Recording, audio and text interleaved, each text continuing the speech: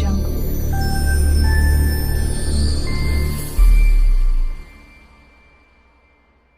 Hi நண்பா, welcome back to SS Unique. தளபதி வெற்றி கழகம்னு சொல்லிட்டு கட்சியோட நேமை பார்த்தீங்கன்னா ஒஃபிஷியலாக அனௌன்ஸ்மெண்ட் பண்ணியிருக்காரு தளபதி. அண்ட் எதிர்பார்க்காத ஷாக்கிங் நியூஸ் என்னன்னு பார்த்தீங்கன்னா, கமிட் பண்ணியிருக்கிற படத்தை தவிர வேறு படத்தில் இனிமேல் நடிக்க மாட்டேன் அப்படின்னு சொல்லியிருக்காரு. ஸோ இதை யாருமே எதிர்பார்க்கல.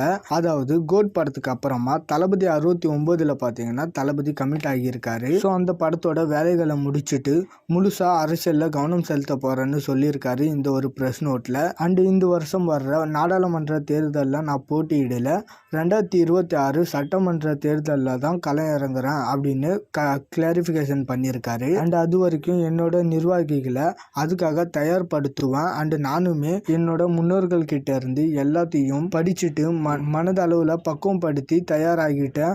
அண்டு 2024 சட்டமன்ற தேர்தலில் எங்களை தயார்படுத்திக்க கட்சியை ஆரம்பிச்சிருக்கோம்னு இந்த ஒரு ப்ரெஸ் நியூஸ்ல ஷேர் பண்ணியிருக்காரு. அண்டு கட்சியோட மெயின் நோக்கமே பார்த்தீங்கன்னா திரைப்புக்கும் எல்லா உயிருக்கும் அப்படின்றது தான் ப்ரெஸ்ஸை யூஸ் பண்ணியிருக்காங்க. அதாவது பிறப்பால் அனைவரும் சமம் அப்படின்ற கான்செப்ட்ல தான் கட்சி இயங்க போகுது போல. இது எல்லாமே ஓகே தான். பட் தளபதி படங்கள் நடிக்க போகிறது இல்லைன்னு சொல்கிறது தான் ஏற்றுக்க முடியல. பட் அரசியலில் ஏதாவது சாதிக்கணும்னா அது முழு நேரம் அரசியல் வேலையாக பார்த்தா மட்டும்தான் முடியும்.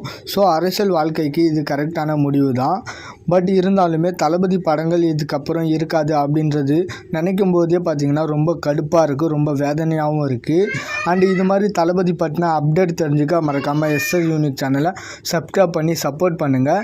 டிஸ்கிரிப்ஷன் அண்ட் கமெண்ட் செக்ஷனில் நம்மளோட சோஷியல் மீடியா லிங்க் இருக்கும், மறக்காமல் அதையுமே செக் பண்ணுறேங்க. இதோட வீடியோ முடிச்சுக்கிறேன். ஓகே, பாய்.